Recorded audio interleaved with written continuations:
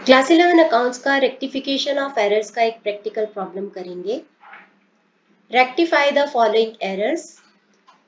Total of one page of sales book was carried forward to the next page as 2785 instead of 2587। तो sales book के basis पे हम sales book का जो total होता है उसके बेसिस पे हम सेल्स अकाउंट को क्रेडिट करते हैं।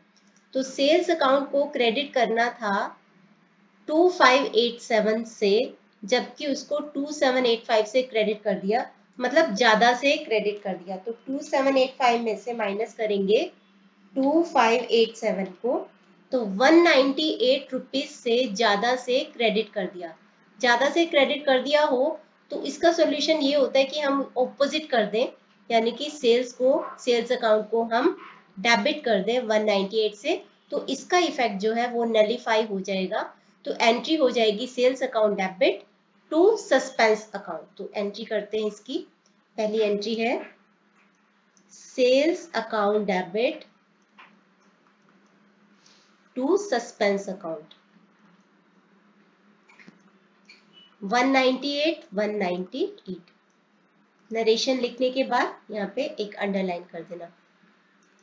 नरेशन होगा कि over carrying forward of sales account, overcasting of sales book now being rectified। तो इस overcasting की वजह से हमने जो सेल्स अकाउंट को ज्यादा से क्रेडिट किया था अभी रेक्टिफाई किया जा रहा है। ओवरकास्टिंग नहीं था, कैरिंग फॉरवर्ड था। तो over carrying forward of sales account now being rectified. A cheque of ₹400 received from Mohan was dishonored and had been posted to the debit side of allowance account। इसको हम proper तरीके से करते हैं। पहले क्या गलत किया गया, क्या होना चाहिए था, ये इस तरीके से हम रॉन्ग एंट्री करके इसको पास करेंगे ताकि आपको अच्छे से समझ में आ जाए। A check of ₹400 received from Mohan was dishonored। जब कोई चेक डिसऑनर हो जाता है तो हमारे बैंक हमारे अकाउंट में से पैसे काट लेता है। तो बैंक जब कम होता है तो उसको हम क्रेडिट करते हैं। तो एंट्री होनी चाहिए थी Mohan account debit to bank account. तो करेक्ट एंट्री होनी चाहिए थी, मैं यहाँ पे लिख रही हूँ कि मोहन डेबिट, ये आपको समझाने के लिए है, आपको करने की जरूरत नहीं है। मोहन ये होना चाहिए था, लेकिन किया क्या गया, had been posted to the debit side of allowance account। कर क्या दिया गया, अलाउंस अकाउंट डेबिट। यहाँ पे प्रॉपर तरीके से नहीं कर रही तो उस पे मत जाना, ये कर दिया गया अलाउंस डेबिट टू बैंक। अब हमें क्या करना होता है, रॉन्ग जो एंट्री है उसका रिवर्स कर देना होता है, यानी कि टू अलाउंस बैंक डेबिट, ये कर देना होता है।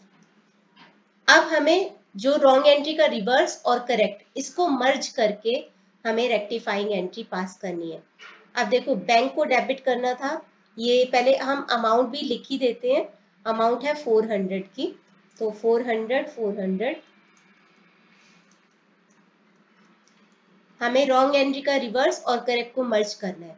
तो यहाँ पे बैंक को डेबिट किया 400 से, बैंक को क्रेडिट किया 400 से, तो ये अकाउंट ये नलीफाई हो गया, क्योंकि एक तरफ डेबिट करोगे एक तरफ क्रेडिट करोगे तो इसको तो छोड़ ही दो। तो करेक्ट एंट्री क्या पास होगी, rectifying entry Mohan account debit to allowance account 400। तो ये एंट्री पास कर देते हैं। तो जब भी ऐसी कॉम्प्लिकेटेड सी एंट्री हो तो आपको इस तरीके से रॉन्ग पास करनी है, फिर उसका रिवर्स पास करना है, फिर करेक्ट एंट्री पास करनी है, उसके बेसिस पे आप रेक्टिफाइंग एंट्री पास कर सकते हो। तो 400।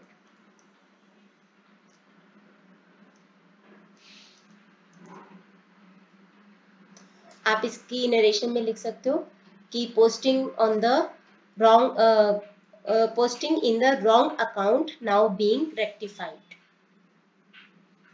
आगे है, a return of goods of 5000 by a customer was entered in the purchases return book। हमने किसी कस्टमर को सामान बेचा था, गुड्स बेचे थे 5000 के, तो जब हम सेल्स करते हैं और उसने वापस कर दिया तो ये सेल्स रिटर्न होता है। करना था इसको सेल्स रिटर्न में और कर दिया इसको परचेजेस रिटर्न में।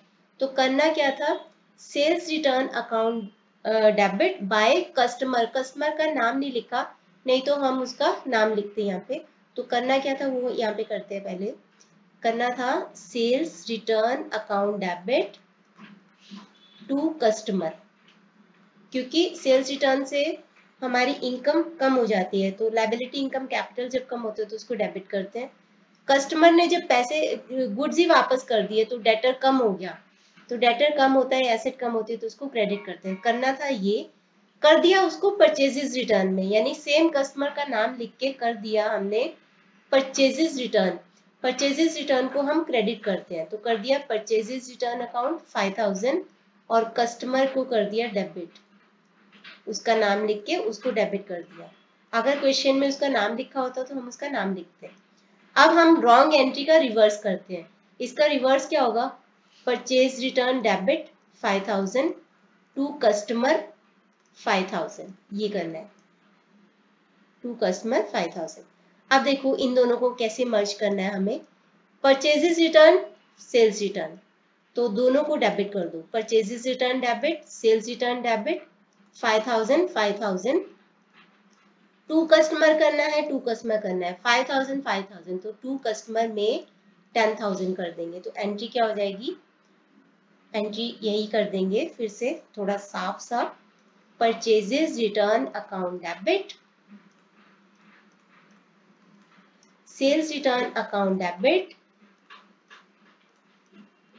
To customer account. अगर उसका नाम लिखा होता तो हम उसका नाम लिखते, टू कस्टमर्स अकाउंट 5000 5000 10000। नेक्स्ट है अ रिटर्न ऑफ, ये हो गया। उसके बाद है ₹200 owed by Vinay has been included in the list of sundry creditors. इसका मतलब समझो, ओड बाय विनय यानी विनय हमारा डेटर है, विनय ने हमारे पैसे देने हैं, तो विनय हमारा डेटर है। डेटर जब बढ़ता है तो उसको डेबिट करते हैं, लेकिन उसको गलती से कर क्या दिया गया, सन्ड्री क्रेडिटर्स की लिस्ट को बढ़ा दिया गया, बड़ा था डेटर और बढ़ा दिया सन्ड्री क्रेडिटर्स को, तो होना क्या चाहिए था। अब यहाँ पे पूरी एंट्री नहीं पास करेंगे क्योंकि आधी गलती की गई है, तो करना क्या चाहिए था, विनय, क्योंकि हमें उसका नाम पता है तो हम उसका नाम लिखेंगे कि विनेस अकाउंट डेबिट, क्योंकि वो हमारा डेटर बढ़ रहा है 200 रुपए से, तो उसको डेबिट करना चाहिए था।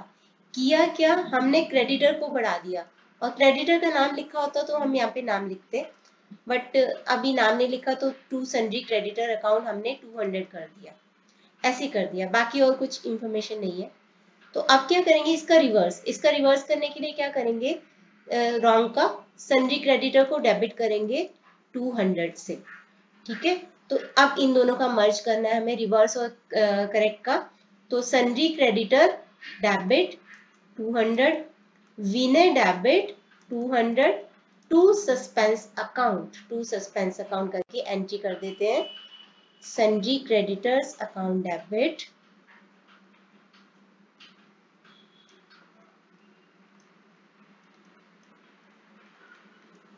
विनेस अकाउंट डेबिट, क्योंकि हमारा पर्पस क्या है, जो क्रेडिटर अननेसेसरी हमने बढ़ा दिए उसको कम कर दो, क्रेडिटर कम होते हैं लायबिलिटी कम होती है, तो उसको हम डेबिट करते हैं।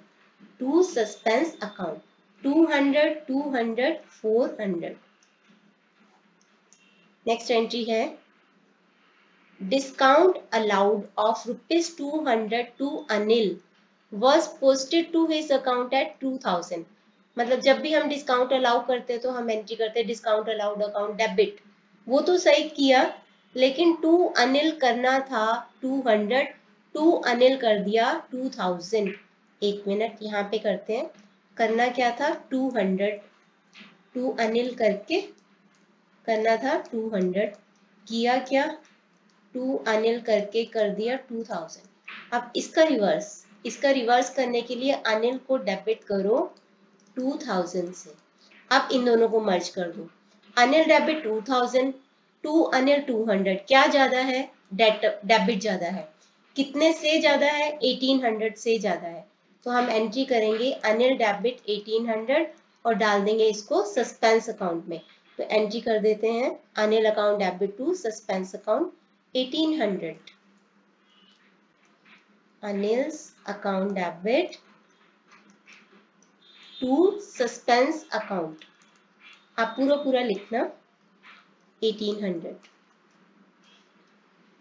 अगली entry ₹500 being prepaid insurance account was omitted to be brought forward from the previous year's book.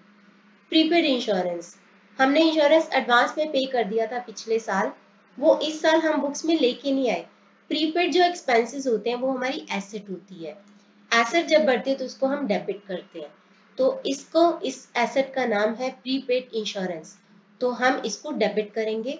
तो prepaid insurance account debit to suspense account 500. Prepaid insurance account debit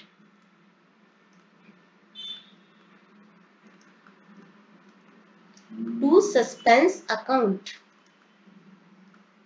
500. और इसके साथ ही ये क्वेश्चन कंप्लीट होता है। ये था हमारा पूरा क्वेश्चन।